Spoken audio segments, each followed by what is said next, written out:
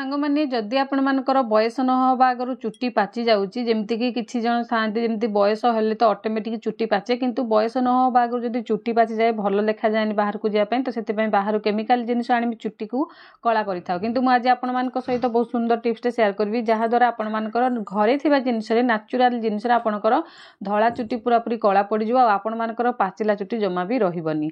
Hey guys welcome back to my channel Richa tips and tricks. आशा कर आपण माने समस्त बहुत भलो थिबे। देखंतु सांग माने मु नेछि अळा अळा अळा प्राय समस्त को मिली जिवो कारण मार्केट रे मिले किबा गछ थिले जोठी अळा गछ थाए सेठी भी अळा निश्चित भाव रे मिली जिवो जोटा कि अळा रे प्रचुर परिमाण रे अछि जोटा कि हम चुट्टी की कला करिबारे सहाय्य करिवो।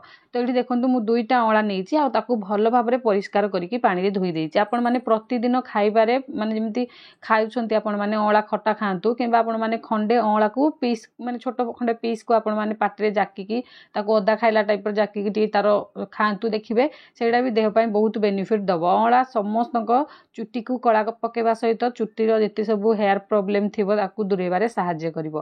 तो एठी देखंतु अळा को धोई सारी के आपण माने ताको छोट छोट पीस रे ए टाइप रो काटि नेबा। बेसी जिंस जे मु आपण मानक सहित शेयर करबिन जोटा कि दरकार पड़िबो अधिक जिंस एई रेमेटा पूरा लाइटली तीनटा जिंस रे बनि जिवो। आपण मानक अधिका जिंस जमा भी दरकार पड़िबोनी खाली प्रोसेस टिके टाइम लागिवो। टाइम मतलब बेसी भी टाइम लागिबोनी किंतु आपण माने वीडियो टिको देखंतु देखिले जानि परिबे बुझी परिबे आ याकू आपण माने यूज करले निश्चिंत भाव रे आपण मानकर रिजल्ट दबो। देखंतु आपण माने नॉर्मल जेमिति हमर धर बयस न होबा आगरु चुट्टी पाची जाउची आमे ताकू कोन करंतु कला पके पय बाहरु किछि केमिकल जिंस आनि लगै थाउ सेटा कला हे जाय चुट्टी पुनी किछि दिन पर पुनी व्हाइट हे जाय पुनी आपण माने पुणी किणिकी से लगाती। तो से सब छाड़ी आपण माने नॉर्मल आपण मानक चुट्टीर कंडीशन देखिके आपण मानक केते मासे लागिबो किंतु बहुत माने मासे 2 मासे कि 6 मास पाखा पाखी लागिबो किंतु आपण मानकर पूरा पूरी रिजल्ट दे बहुत पूरा प्योर रिजल्ट दबो। 100% आपण मानकर धळा चुट्टी कला पड़ी जिवो। खाली लगेबा आपण माने कंटिन्यू रखिबे रेगुलर जेमति जो प्रोसेस रे आपण मानकू कहिबी सेही प्रोसेस रे आपण माने याकू लगेई देखंतु देखिबे 2-3 मास पर आपण मानकर चुट्टी निहाती कला पड़ी जिवो। पाचिला चुट्टी जमा भी गोटे रहिबनी आ जोटा कि सब दिन पई हबो आ आपण मानकू मार्केट रु बार बार किणी के आनी कि लगेया को पड़िबनी किंतु धैर्यर सहित याकू कंटिन्यू करिके आपण मानकू किछि मासे लगेबा को पड़िबो। एठी देखंतु आपण माने एठी देखंतु मु सब जो दुईटा जाक अळा को पीस पीस छोट छोट पीस रे काटी नेछि। काटी सारबा परे आपण माने एठी मु देखंतु गैस को ऑन करली। गैस को ऑन करके गुटे लुहा कढ़ई बसै नेली। आपण को पाखरे जदी लुहा कढ़ई अछि निहाती नियंतु नले गुटे छोट लुहा कढ़ई मार्केट रु किणी आनंतु बहुत कम रेट रे लुहा तो मिली जाउची। लुहा जिनिस जदी नाही लुहा कढ़ई मिली पारनी किछि नै नॉर्मल कढ़ई रे आपण माने करि परिबे किंतु जदी लुहा कढ़ई अछि निहाती नियंतु कारण लुहा कढ़ई रे आयरन प्रचुर परिमाण रे थाए जोटा कि हम चुट्टी रो आयरन कम होई गले हम चुट्टी माने धळा पकई दे। तो सेति पई आयरन दरकार तो सेति पई कढ़ई लुहा कढ़ई नियंतु। लुहा कढ़ई रे बहुत मात्रा रे आयरन थाए। एठी देखंतु कढ़ई जेतले आपण मानकर गरम हेइ जो पूरा पूरी सोरिष तेल नेबे भलो प्योर सोरिष तेल नेबे जोटा कि पेसा नडे सोरिष तेल जदी आपण को पाखरे थिबो नेबे नले कच्ची घानी रो सोरिष तेल आपण मान नेबे जोटा कि भलो। तो एठी देखंतु मु सोरिष तेल गोटे कप पाखा पाखी देली छोट जो चा पिया कप आपण मान देखि पाते सेही कप रे मु गोटे कप एते देली सोरिष तेल। गैस रो फ्लेम को पूरा पूरी सिम रखिबे जमा भी हाई फ्लेम करिवेनी पूरा धीमा आंच रे करिबा आ पूरा गैस रो दुई पट चूल्हा थाए गोटे बड़ गोटे छोट छोट पट चूल्हा साइड रे आपण माने करिवे आ चूल्ही रे करले भी पूरा पूरी जाल कम करके करेंगे। ये देखो जिते तेलटा भल भाव में गरम होगी तार गोटे धुआं बाहर सोरिष तेलर से स्टेज रे आपण मैंने कौन करेंगे ये आमला को जो काटिकी रखिथे आम अँला को से आड करदे आड करके एमती भितर आपण मैंने चलेबे। तो देखो सांग मैंने या भल भाव में तेलर सहित चलेबे जोटा कि आपणकर अँला भितर जिते सब प्रॉपर्टी थी आमर तेल भितर को चलीज आपण मानकर जितेबाला चुट्टी या अप्लाई करेंगे आपंकर चुट्टी धड़ा तो पड़ोनी जो धड़ा चुट्टी थी बहुत शीघ्र ताको कला पकड़ा साहाय्य करिवो। एठी देखंतु हल्का हल्का एमती देबे आ एटा को पूरा सिम करके करिवे फ्लेम को। तापर आपण माने नेबे हल्का 2 चिमुटा पाखा पाखी आपण माने हळदी नेबे भल हळदी टिके नेबे आ एथरे दे देबे देके सब को पूरा धीमा आंच रे आपण माने 20-25 मिनिट पाखा पाखी याकू फुटेइबे जे पर्यंत माने आपणकर कढ़ई देखी कढ़ई मोटा कि पतला से हिसाब रे जल्दी भी टिके हेई परिबो। तो से हिसाब रे आपण माने देखिए पूरा जेते सीमा आंच रे आपण माने करि परिबे आउ जे पर्यंत हमर देखिबे आमलाटा अँलाटा जे पर्यंत कला न पड़ी जाइछि से पर्यंत आपण माने याकू कुक करिवे।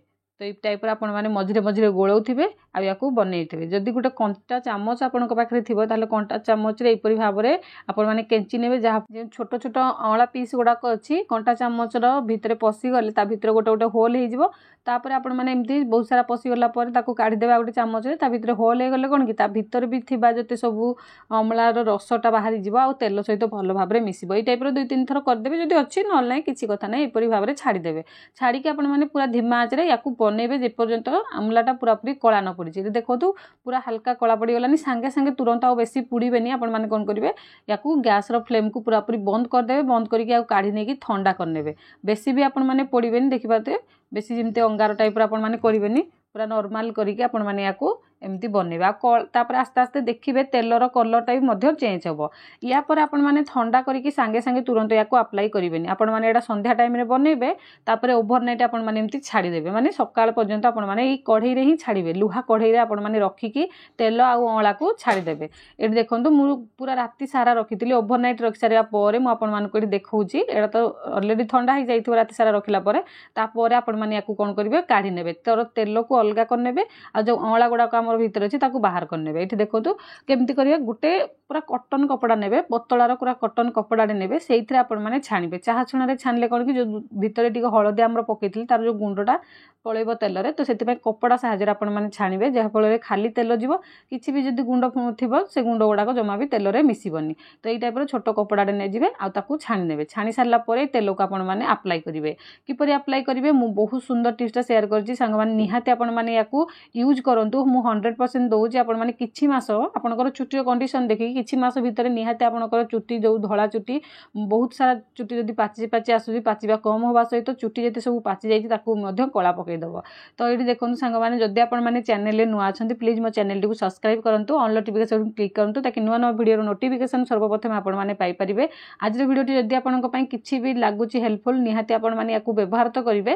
ୟାକୁ କିପରି ବ୍ୟବହାର କରିକି ଆପଣମାନଙ୍କର ମତାମତ ମୋତେ କମେଣ୍ଟ ସେକ୍ସନରେ ଜଣାଇବେ ଆଉ ଅନ୍ୟମାନଙ୍କ ସହିତ ସେୟାର କରିବା ପାଇଁ ଜମାରୁ ବି ଭୁଲିବେନି। ଆପଣମାନେ କେଉଁ ଏରିଆରୁ ଦେଖୁଛନ୍ତି ମୋତେ କମେଣ୍ଟ ସେକ୍ସନରେ ଜଣାଇଲେ ଜାଣିଲେ ଖୁସି ଲାଗିବ, ନୂଆ ନୂଆ ଭିଡ଼ିଓ ବନେଇବା ପାଇଁ ମୋଟିଭେସନ୍ ମିଳିପାରିବ।